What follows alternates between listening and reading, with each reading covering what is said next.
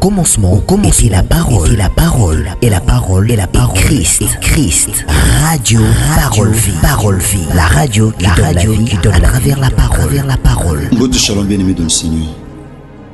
Mbote bande konanga besoin de porter à travers le monde entier. Ba papa, ba maman, ba yaya, tope baninga. Les besoins de bakola nangai, na butu tope na tongo, ba etam suboza na poko ba besoin en Amérique. Souti musala, mon sepeli, bien-aimé dans le Seigneur, ici ka opema, bien-aimé topo sama kamsusu, oyo kanzambe, nzela nanga un simple instrument. Tika bolingo ngulu pe bolami ya Christ bilabino, ndeko nanga basipe ya mibali ba bosala ka radio au confiance. Opambola ngo, osambela apo nango, ou encourage abiso, ou pesa abiso ba remarque. Et tel ça souci pe bolingo za na motema na bino na tina ya bon fonctionnement to pe ya bonne marche ya musala o ya pasi o kata pungi butu nyoso osala lanzama.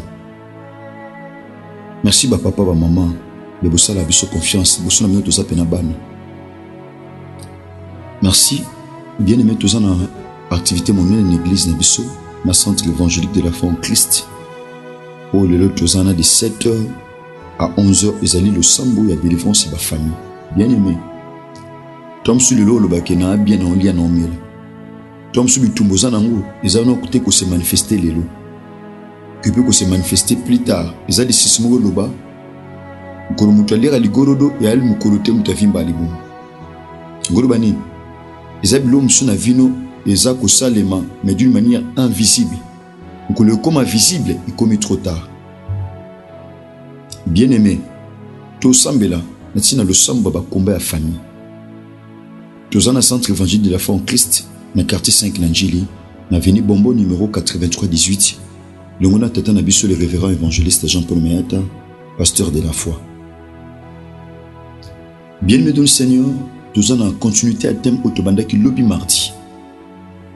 Mal Kambozali, la position d'un chrétien. Position ya mon Christ. Bien-aimé dans le Seigneur. Tout à l'heure, qui mon Christ a cause na position ndenge moko te na mopakano. Pourquoi? Parce que mon pakano a na position ya esclave. Mais chrétien a na position ya libéré. A na position ya libre. Parce que la Bible dit si donc le Fils vous a franchi, vous serez réellement libre. Bien-aimé. Moutoua yambi Christ na vini Seigneur et Sauveur a commis dans une certaine position. Tout bon de la bien-aimée. Kolo te péché merci. Tout tomboli yon kolo. Naliba kuma lam ou epesa melibiso na butu te pe na tonga lelo ya kabula liloba na yo. Uni mo santo songa biso. Afin que kimia bolingo pe ngolu na yo ebila moko na biso na nzela liloba o tata. Makomelo bina pasi na bango babele na ki yon kolo.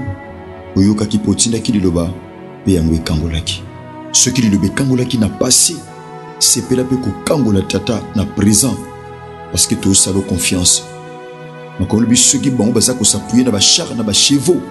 Biso to belela ka kombo na Yesu Masia Nazareth. Zalo kumuke mo sanjoli na kombo no Yesu Masia Nazareth nde to bondeli pe to lobi. Amen. Bien-aimé du Seigneur, tozana évangile ya Matthieu. Évangile à Matthieu chapitre 5, tu vas verset 14. Verset 14. Bien-aimé, écoutez la pensée de Dieu. D'autant qu'à verset 14, la Bible dit ceci. Vous êtes la lumière du monde. Une ville située sur une montagne ne peut être cachée. Am tazoloba Esaïe Masia Nazareth. Azoebisa ba disciple. Azoebisa disciple oyo nanga tozali. Azotali sa position ya mutu oyo ayekati na ye. Azotali sa position ya mutu oyo abandonné vie à péché. Azotali sa position ya mutu azuvi na péché pa na Christ. Azotali sa position ya mutu oyo azolanda Christ. Azotali sa position. Bien-aimé, tobaki position bien-aimé de le Seigneur. Influence à la situation, une chose ou une personne est placée. Position. Position que vous avez malamu, topé à mabe.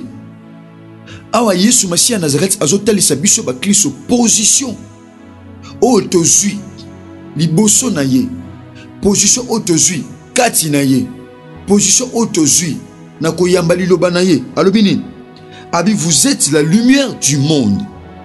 Position o ya liboso tozui tokomi pole ya mokili, pole ka ya famille na biso te, pole ka ya lupango na biso te, ka ya venite ni ya quartier ni ya commune ni ya district ni ya ville pa wap tozwami to pe mboka ni Afrique, mais tokomi lumière. Musala lumière ezali ko dégager ko ya musala lumière ezali bien aimé kongengisa, musala lumière ezali kongengisa. Et puis valeur à ya lumière et yebanaka et pas emoli les ali. Christ alobi boza na position à ténèbres te neto yekola ki lobi. Épître Colossiens chapitre 1er verset 12 à 13. Que tout ce que ça m'a tout de pas nzambe ye ok akango la biso na bokonzi ya molili pe amema biso na royaume ya lumière et pas yopi Christ asala biso ngolu toza bolimbisi ya masumu. Abini, vous êtes la lumière du monde. Mon frère, ma soeur, osa lumière. Ma soeur, osa lumière. Mais la Bible dit, vous êtes de princes, mais vous mourrez comme les esclaves. Bosa ba prince, mais bozo kufa lokola ba umbu. Bozo kufa lokola ba umbu. Bien-aimé de le Seigneur, Christ a dit, bosa polé. Nana zo luka changer lumière na yo na ténèbres. Lorsqu'on parle de la lumière, on voit la vérité. Lorsqu'on parle de la lumière, on voit la joie. Lorsqu'on parle de la lumière, on voit les bonheurs. Lorsqu'on parle de la lumière, on voit la gloire. Donc, trouver la lumière, bien aimé de le Seigneur, tout le monde a Kembo. Kembo. Christ habite à la position où Bozu Katinanga. Bozu position, il y a lumière.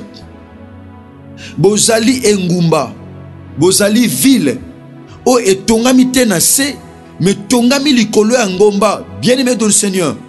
Position ne kokite kozanase, nano zo vino a ochango nase. Nano zo santé na yo a ochango nase, parce que loko soeza nase ba on yatango, et loko soeza nase e mona na malamu te, et loko mona na malamu o eza likolo par preuve, nzambe na biso Yesu Masiya ya Nazareth akufa te nase, mais akufa na croix na likolo. Peut-être liwana ye emonisa manamiso abatu. Peut-être misala na ye etalisa manamiso abatu. Abi boza engumba. Oyo etongami likolo ya ngomba. Oyo eza placé likolo ya ngomba.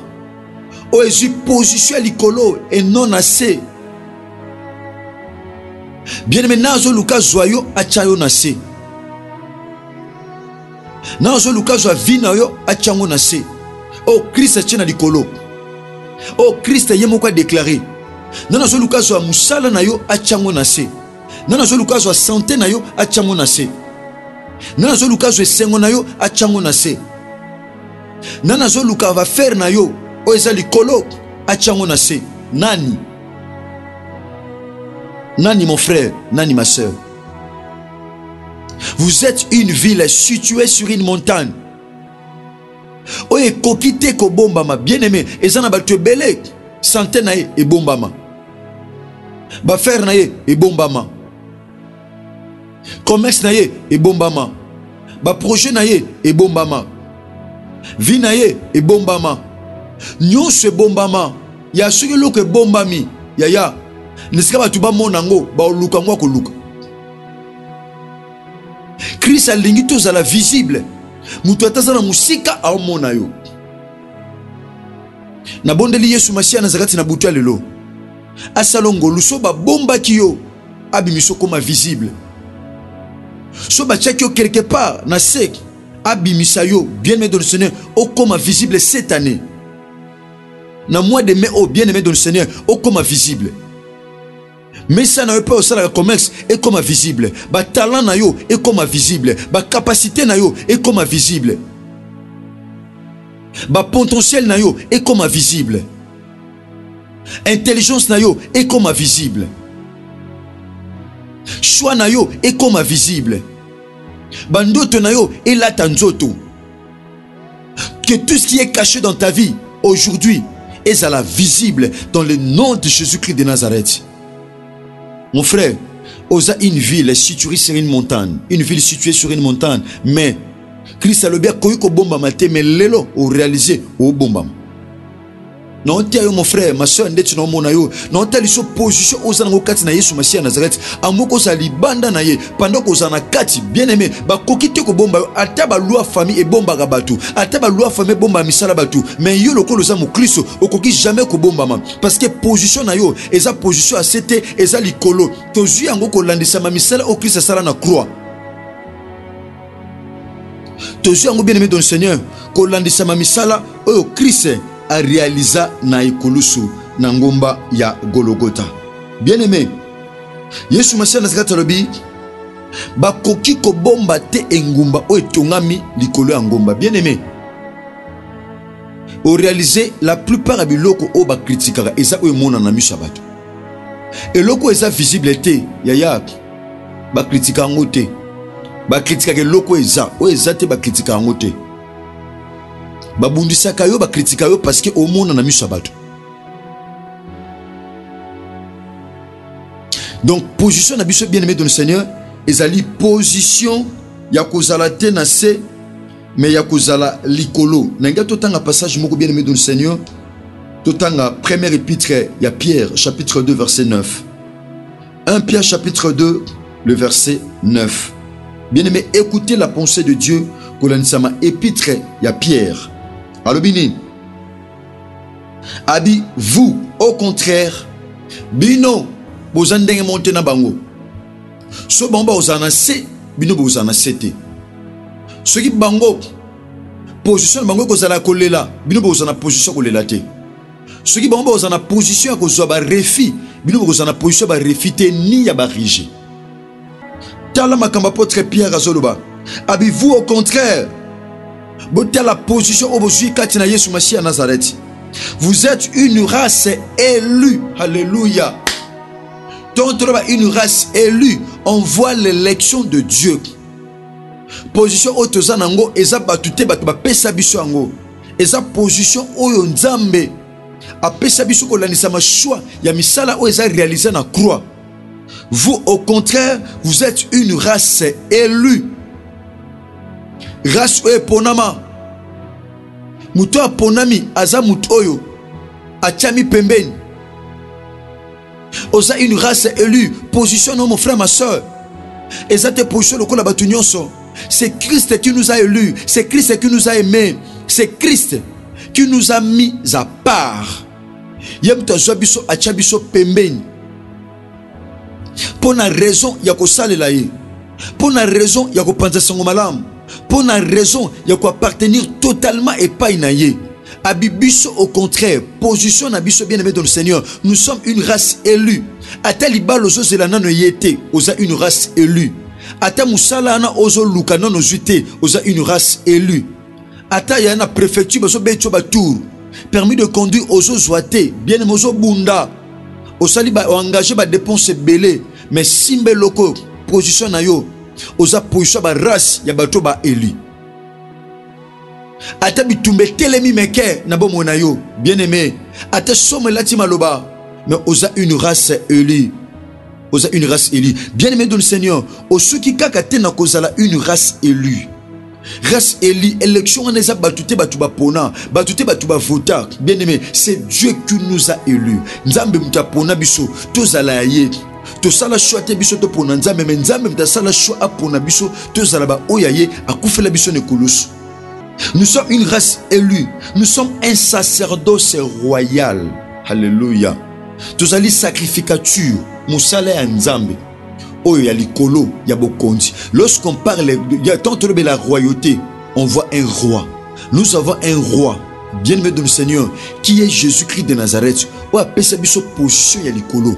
O apesa biso position ya likolo. Oh, muto azana position ya likolo, ana pouvoir, azana puissance, pe azana domination. muto azali kolo adominaka na bondeli Yesu Masia Nazareth ceux qui ba dominaki na ba ane oeleki cette fois-ci à cause de la position et pesa melibiso na misala Christ na croix bien-aimé balinga te cette année tu dois dominer oko dominer mon frère oko dominer ma soeur oko dominer likola biloko elisaka batu oko dominer likola maladie oko dominer likola sécheresse oko dominer likola pauvreté oko dominer likola humiliation oko dominer likola chômage oko dominer likola stérilité oko dominer likola maladie wana ba lien pe ba loi yaya oye kanga bato na famille oko dominer parce que position na yo eza position likolo oko dominer mon frère oko zana pouvoir pe autorité. Voilà pourquoi Christ azoloba na mkana Luc chapitre 10 verset 19 abi voici je vous ai donné le pouvoir de marcher sur les serpents, sur les scorpions et sur toutes les puissances de l'ennemi et rien ne pourra vous nuire. C'est ça la position que Dieu nous a donnée. Position tamba pesa biso ezali position ko écraser biloko ko lelisa biso ezali position ya ko lelisa biloko ko luke lelisa biso ezali position ya ko longa biloko zo luke longa biso biso foto longa ngo c'est partir à position autozanango la position to longa te pona makasa ba moto mais to zo longa suite ya position. Alléluia. Bien mais c'est la position qui nous fait triompher. C'est la position qui nous donne la victoire. C'est la position que Dieu nous a donnée. Position onzamba pesi biso bien aimé dans le Seigneur. Yango zo pesa biso victoire. Tu as la victoire te pour ton makasi na nzoto makasa ba moto te. Eza position où tu es pas na Christ. Notre position devant le Seigneur. Bien aimé dans le Seigneur, yango pesi biso victoire. Yango pesi biso elonga. Yango zo kota biso na destinée la position. Nous sommes un sacerdoce royal bien aimé dans le Seigneur. Ya tu n'es pas n'importe qui. Muta sakane la ote muta mono pe pambate. So ba tu ba peso position bien aimé. Selon mukili. Mais en a position moko o nzamba chayo. Bien aimé dans le Seigneur, ozali kolo et non jamais nassé. Vous êtes une nation sainte. Alléluia. C'est ça notre position devant le Seigneur. Tous les nations où ils sont saintes. Bien-aimé, tous les nations où ils boulisama. Tous ceux qui étaient dans la nation où ils boulisama, la Bible ajoute encore. Vous êtes un peuple acquis. Bien-aimé, dans la position de Bishop na Yesu Masia Nazareth, tous un peuple acquis. Tous les bota oyo, tous sombama. Bien-aimé, to sombama to commun ko appartenir totalement na mutu moko boy kombo ne Yesu Masia Nazareth. O matin ko super ko kisanyos. Nous sommes un peuple acquis. Voilà la position. T'as la position na biso bien-aimé dans le Seigneur. T'as la position na biso mon frère ma soeur. Position na biso. O tuzana mukati na Yesu Masia Nazareth. Nanzo luka change position. Nanzo luka change position. À la contre au Nzambe a pesayo ko l'entama komina ya santo. Merci bien-aimé dans le Seigneur. Merci cher papa et maman, chers frères et sœurs. To komi pratiquement na suka. Tika bolingo ngulu pe bolam ya Christ bila bino. Ba bokoma ba pasteur to pe évangéliste bukata pongi bu partager matia na ba mega na bino ba giga na bino. Tika bolingo ngulu pe bolam ya Christ bila bino bien-aimé. Position na yo ezali kolomezate na se yango na sima ya enseignement au kosambe la Seigneur. Na boyi position ne somo ki le pesanga. Position ya kolela, position ya matanga, position ya maladie, position ya kozanga nyoso wana esengelo boyango mettons la prière. Merci, numéro contact ezali plus 243 89 75 70 917. Merci nandeko nanga kaiskangi bulu bazaki na sima caméra. Tika bolingongolo pe bolam ya Christ bila onde konanga longona RK Pro TV. Bo s'abonner bande konanga, bo s'abonner. Christ ozanga tiko sala ngongolo pe bolam bo s'abonner. Merci bande ko bozaki en direct na biso. Ya Radio Parole Vie. Merci l'ingénieur Chris Kundenga Enoch DG. Ingénieur qui s'appelle Mama Mona. Merci na DLF TV 2, merci na Chiffre 9 Télévision. Merci na ba chaîne Nyonso, merci na De La Foi TV.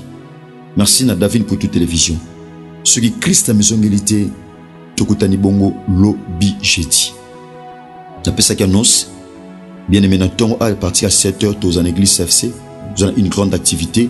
Bongo Lobi Jeudi, tu vas pour commencer à pourquoi. Semaine, tu Kabouli Yango, Kobanda lundi, tu le mercredi, tu as Tongo, Kobanda jeudi, na vendredi, tu as pourquoi, samedi, tu quittes na Tongo, P dimanche toko chuter na programme na biso tika kolo Yesu Christ de Nazareth apambola bino. Merci, que Dieu vous bénisse. Merci. Au commencement était la parole, et la parole Christ.